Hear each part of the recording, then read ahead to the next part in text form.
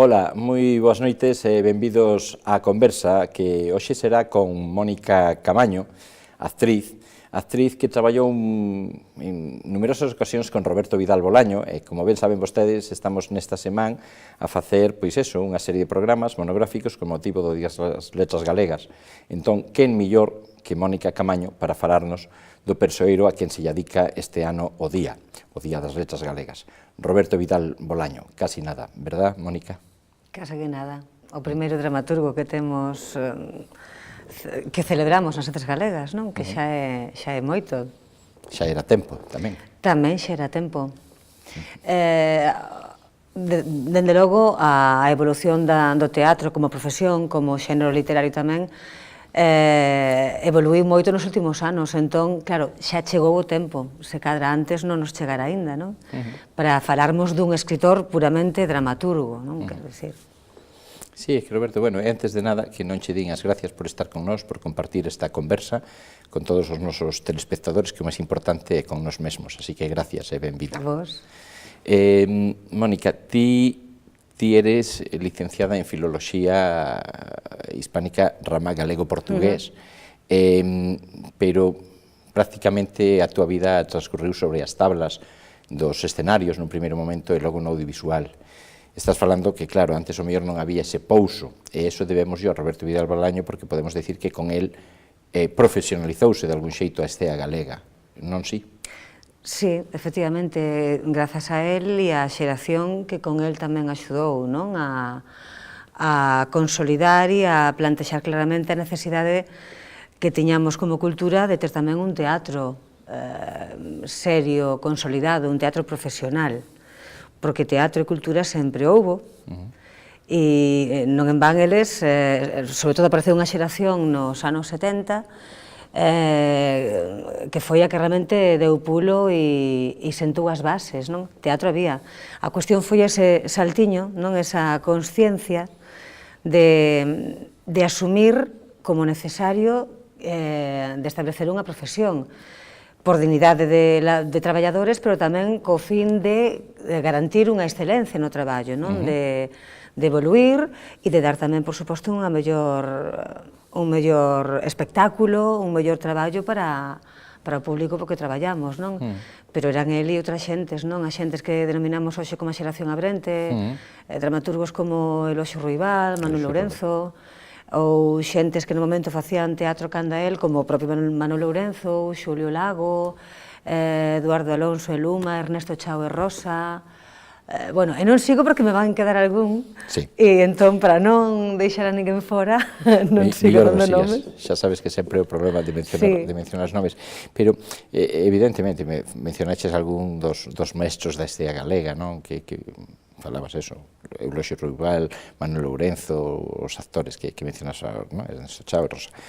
Pero, de algún xeito, o mellor que si foi moi valente Roberto Vidal Bolaño, e por eso, entre outros moitos motivos, como dices, que foi o primeiro dramaturgo de seu en lingua galega, pero el tuvo a valentía de deixar un traballo estable para dedicarse a este mundo un pouco entolecido que é sempre o da interpretación, non? Sí, e sobre todo a tolería de facelo nun momento no que ninguén o tiña en mentes. Claro, por eso che digo.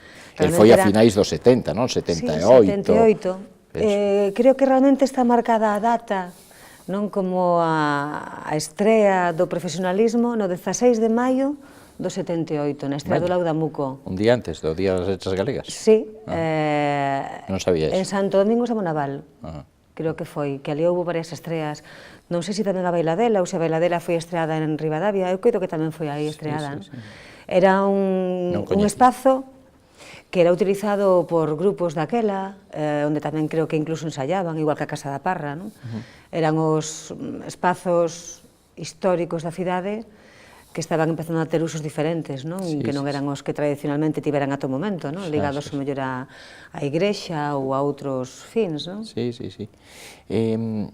Como falamos de Roberto Vidal, é o que decía antes, ao inicio do programa, ti traballaches en bastantes ocasións con el, non? Falanos un pouco, pois eso, das que ti lembras con máis agarimo, como foi o teu contacto con el, como foi a descoberta foi túa del ou descubriu tel a ti? Refírome, propuxo el que traballaras con el ou achegaches ti a él? Claro, a mí non se me ocurriría plantexar. Non te atreverías. Non se me ocurriría. Ti viñas do teatro universitario, cando ti chegaches, ti eres do Morrazo, naciches nun lugar que ten un nome fermosísimo, como é Xanfreira, non? Sí, na Xanfreira, en Que, por certo, ti sempre dis que naciches entre o 1º de maio, que é o Día do Traballo, eso non o diste, digo eu, e o Día das Letras Galegas, non? Sí, efectivamente. Dúas festividades significativas. Sí, en a miña aldea, ese día, o día que eu nacín tamén era unha festividade, era a Festa das Mozas. Ah, a Festa das Mozas. Agora, soy casado coa Festa do Muiño. A Festa do Muiño. Unha festa tradicional que se recuperou grazas á iniciativa de colectivos asociativos de Coiro, do colexio e demais, non? E ali se mantén desde hai 20 tal anos, creo xa, esa festa. Tedes muiños moi fermosos, non?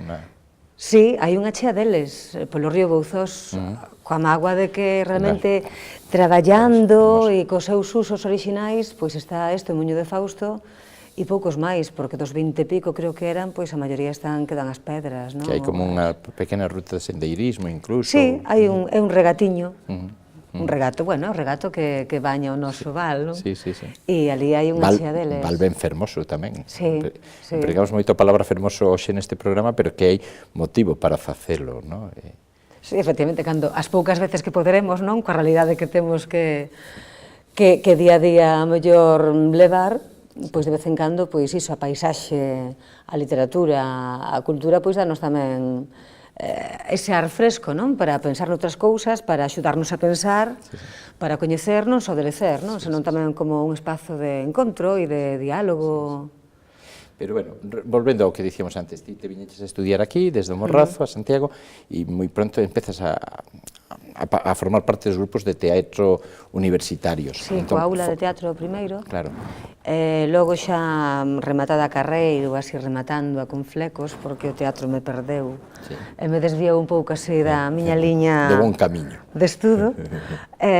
Logo con VG Teatro, con Vicente Montoto, e logo xa, bueno, con Roberto, que eu a Roberto coñecía, claro, desde antes de chegar aquí, de velo en escena, de velo actuar, de velo aparecendo en películas, na unha serie, de velo nas noites de Santiago, non? E xa sabendo quen era, claro, non? Pero non te atrevías a chegar. Aquel señor enorme, sempre falando, sempre discutindo, non? Co seu sombreiro. Co seu sombreiro e sempre con moita enerxía, e impoñía. E no primeiro traballo que fixen con el, impoñíame igualmente, non? Impoñíame a súa autoridade moral, intelectual, non porque fora unha persoa arrogante ou de carácter forte sí que tiña, non? Pero non era pola forma de ser, polo que me impoñía, supoño que era un respeto, non? Era vehemente, defendendo as súas ideas. Sí. Pero era moi boa persoa, non? Moi boa persoa, moi solidario, moi bo compañeiro, cun instinto natural de xustiza, non? De xustiza social. De compromiso, sí, de solidaridade, non? Que o levou a defender e apoiar múltiples causas, non? E, bueno, esa foi a miña chega, non? Con certo medo, non? Respeto. Pero como foi? Eso, contanos, como te coñeceu, como te descubriu? Pois eu supoño que pola aula, porque el na aula de teatro dera un curso, e logo tamén colaborara coas montaxes da aula, polo menos nunha ocasión facéndolle a iluminación. E entón sei que por aí me coñecera, porque de feito houbera xa unha proposta para traballar con el antes, pero puido má responsabilidade de final de curso, entón non aceptei ese primeiro encontro, e tardou, non sei, 2 anos ou 3 en volver chamarme, non? Ah, sí? Pero, bueno, mentres acabei a carreira. A verdad, bueno, non estuvo mal, polo tanto, aproveitaches ben o tempo. Pero ti, decía antes, fixeches varios papéis en distintas obras con el, pero en xeral tú eres un pouco, digamos, estudiosa, entre comillas, non é que fixeras unha tesi sobre as persoaxes de Roberto Vidal, pero sí que traballaches un pouco en saber como eran. Non, é dicir, non fixen estudosa no sentido que poida parecer académico, non. Preciso, da palabra, pero é o estudo relativo a, bueno, si, vale, teño unha bagaxe que poda axudar, seguramente, non, de ter estudado filoloxía, pero máis ben é a bagaxe a pé de escena, non? Os actores e actrices temos que ser xente que saiba ler textos máis alá do que a letra a primeira vista, non? De saber ler entre liñas, de saber analizar para poder interpretar tamén, dende logo, non? É dicir, a lingua é unha ferramenta máis, e a literatura, co que estamos traballando, por suposto, é unha ferramenta fundamental, entón temos que lidar. As emocións que desprende un texto... Iso descúbrelo, sí, en lecturas, pero descúbrelo en escena. Porque ti podes levar moito traballo previo, que sempre axuda, pero ás veces pode ser excesivo, ese traballo pode ser unha lousa, non? Porque o mellor o teu traballo foi nunha liña, nunha vía que non é o mellor do director ou directora. Entón, bueno, ten que ser un equilibrio, por iso digo que o traballo importante realmente logo para nós como actores e actrices é na escena xa realmente. E, home, a miña chega aos personaxes é dos personaxes non só que eu fixen, non? Senón os que eu vin facer a compañeiros, pois ensaiando o meu carón, ou de obras que eu vin de Roberto dirixidas por el nas que eu non estaba, non? Que cando ves mellor seguramente, ou de outras montaxes que fixeron xa logo xente, non? E de moitos textos que non fixen, pero que agora, por sorte, temos a oportunidade de coñecelos todos, non? Porque están sendo editadas as obras completas por edicións positivas, que é algo do moito bo que ten este ano, é algo realmente grandioso, non? Que hai obras que era difícil acceder a elas, porque xa a edición se esgotara, ou porque hai edicións que non foron moi achegadas ao público, non? Que ao mellor podes conseguila nunha biblioteca, pero non nunha librería. Eu, de feito, teño un texto, o primeiro texto que eu fixen con el, que eu teño libreto, pero non teño libro. Porque era un texto... Era un texto publicado por un premio, e co cal tiña que haber acceso, pero non sei que pasou con esa edición. Pero por iso te iba a dicir, pero podemos falar con claridade. Eu penso que podía haber algo hasta de censura, porque os textos de Roberto Vidal, non digo nese, pero Roberto Vidal... Houve dúas censuras moi claras, claro, era un home transgresor, moi transgresor, e era un home moi comprometido, non? Sí. Comprometido precisamente con esas clases ou con esas xentes que compoñen a historia, que conforman a historia, pero que nunca saen nela, non? Como se pode ver, pois, un texto histórico. É difícil meterlle esta, ou complexo meterlle esta etiqueta, non? Porque é difícil etiquetar os textos seus, porque todos van bebendo un pouco de todas as súas características, non? De cuestionamento social, de carga histórica, de moita tradición popular, non? Que é como el empezou realmente nos comezos, non? Como na bailadela mesmo, non? Que había moita carga social, pero bebeu moitísimo desas manifestacións parateatrais, non? E culturais do noso acervo cultural, non? Sexa o carnaval ou sexan outro tipo de manifestacións populares, non? Nas vilas. E, como dicía, pois, van confluindo moito, non? Eses vimbios cos que el teceu todo o seu traballo. Foi evoluindo, pero nunca deixou de verse, non? Esas pegadas. De feito, pois, como Días en Gloria, non? Ambientado no século XVI, e os personaxes protagonistas, igual que outros moitos que van aparecendo, son xente do camiño, son perdedores, son xentes que non ocupaban a historia, ou cando a ocupaban eran cun segundo ou terceiro plano, non? Porque unha protagonista, non esquezamos, é unha prostituta. E o outro protagonista, o grandísimo protagonista, é un home que fai o camiño por encargo, é dicir, é un mercenario do camiño, non? Que se enriquece a conta dos negocios varios que hai a conta da Inventio do sepulcro, non? Igual que nese caso, pois, podemos ver nas obras máis recentes, non? E que para min son case que como un relato contemporáneo de nós, como pode ser, por exemplo, Criaturas, non? Que a partir dese mito de Frankenstein vanse confrontando con el unha serie de personaxes que pululan nesa cidade, en calquera cidade que pode ser, onde vemos que realmente os monstruos somos nós. Somos nós, non os outros. E non esa criatura, non? Enxendrada, ou en Animaliños, non? Que a última que ele escribiu, non, a última que escribiu non, porque houve outra despois, integral, pero sí que foi a última que levou a escena. Animaliños. Sí, e que foi, que antes decías, non, un traballo con unha carencia especial. Eu, ao mellor, casi me atrevería que decir Animaliños, porque foi unha forma moi cómoda de traballar. Sería coa que te quedarías? Como proceso de traballo, posiblemente, non? Porque foi moi cómodo para os tres actores, que non quere dicir que non houbera traballo, non? Pero foi un diálogo tan fluido con Roberto e tan case el traballando para nós, ou iso é o que nos parecía a nós. El fixo que quixe, evidentemente, pero nós estábamos notando que estaba traballando para nós. Aparte de ser un bon dramaturgo, era bon director de actores. Sí, eu coido que sí. E que era mellor? Preguntoche, que era mellor? Dramaturgo, porque iso é o que queda. E iso quedará aí. O teatro é efímero. O teatro é esa realidade que ves en escena hoxe, mañá que volvas, vai ser a mesma obra, pero sempre vai haber algo, algunha respiración, aínda que este todo moi pautado, que vai mudar, non? Esa cuestión da ese arte intangible que pode quedar recollido nunha cámara, pero con fins documentais, non? Para que fique pegada. Cousa que non sempre estamos levando a cabo na construción da nosa cultura e, de feito, pois con obras de Roberto agora pasa iso tamén, non? E el, que vos decía? Que vos decía aos actores, me refiro, non tanto en canto a dirección actoral, en canto a interpretación, sino do compromiso. Dábavos algunha mensaxe, xa cando fuches coñecendo, non digo no primeiro momento, pero sobre cal era a responsabilidade. Falábamos de que el buscaba xusticia social, pero penso que un actor tamén ten moito de responsabilidade social, inda que neste momento estedes denostados en algunha ocasión, incluso por algún político, porque vivimos das subvencións, pero é certo, para facer teatro da arte, se queremos ter un teatro de calidade, que non dependa das billeteiras, do golpe comercial, se queremos que sexa un abano moi amplo e rico, no que haxa de todo tipo de paus, non falo xa só de teatro, de danza ou de música, non? Para que haxa xéneros varios. Culturais e artísticas. Efectivamente, pois, claro que preciso unha axudas, chamame subvencións como queiramos, non? Sen pudor. Axudas e subvencións levan as empresas aeronáuticas para manter os billetes de baixo custo Santiago-Berlín, por exemplo, non? Ou as fábricas de coches, ou a banca, a banca, non?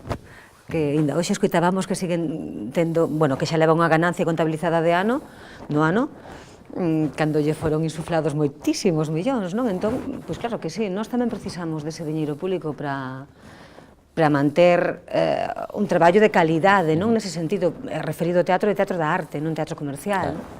Pero decía, el que buscaba tanto a xustiza social, e vos que tedes ese compromiso social, que vos decía? Como debíades actuar non xa sobre un escenario, sino na vida? Non adoctrinaba. Nunca. Non adoctrinaba.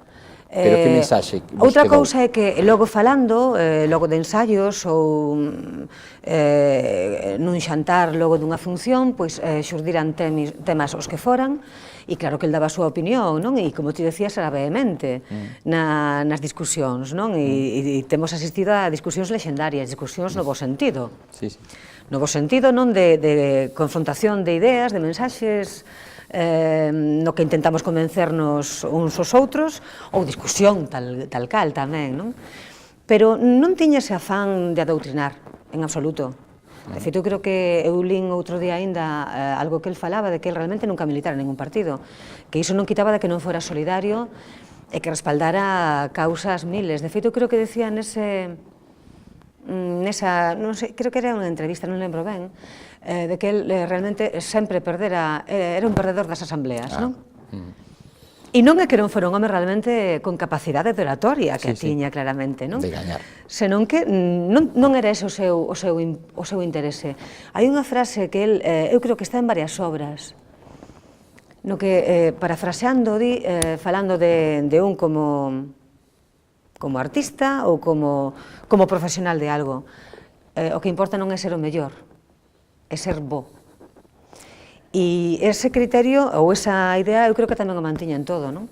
Non nos seleccionaba, pero el tiña os seus ideais e consideraba que tiñamos que ter unha posición clara. De feito, el manifestou no coa súa compañía, e nós como actores tamén accedemos a facelo, como foi no caso de Doentes, que cadrou aquela altura na que o Centro Dramático fixera un Valle Inclán en español, e houbera a resposta dunha grandísima parte da profesión, non? Ou que se decía unhas palabras ao final. ou cando foi o desastre do Prestige, con Nunca Máis, que tamén houbera en varios, non só no teatro, eu creo que noutras manifestacións artísticas asumiron unha posición clara de defensa, de denuncia, e tamén, efectivamente, e tamén o remate dos espectáculos pois se manifestaba que había que tomar conta do asunto para que non volvera a repetirse un desastre como aqueles, etcétera, etcétera. Pois, Mónica, gracias por haber estado con nós, gracias por achegarnos un pouco pinceladas de un persoeiro como Roberto Vidal Bolaño, a quen ti tanto coñeciches e a quen ti tanto apreciaches. Sobre todo polos seus textos, sinceramente. E iso lle aconsellaría a xente, aproveitando que agora por fin imos ter todo del editado, incluso conferencias, guións de televisión e de cine, que van saindo así aos poucos, van saindo, ata agora saíron 2, a marxe de libros de moito interese, que están sacando estudosos e estudosas, que se acheguen a ler teatro, porque o teatro é unha manifestación literaria que non ten moitos lectores, lectoras, pero eu creo que é unha achega moi atractiva, porque creo que van quedar enganchados, porque son historias maravillosas, e con uns personaxes tan atraentes que realmente te vas deixar levar por ese mar de palabras, e a forza da palabra de Roberto. Pois, gracias polo teu consello, o gallá que os nosos telespectadores che fagan caso, e estou seguro que así será. Gracias por haber estado aquí. A vos. Hasta outra. Gracias a todos vostedes, señoras, señores, como sempre, xa saben, cando se vayan a cama, o que lles digo, teñan felices e dulces sonos, porque sempre debemos soñar, e ademais, tamén, aludindo a un dramaturgo excepcional como era Calderón da Barca, que dicía que a vida é soño e os soños son, seguro que Roberto Vidal Bolaño e Mónica Camaño comparten esa mesma frase. Así que a soñar.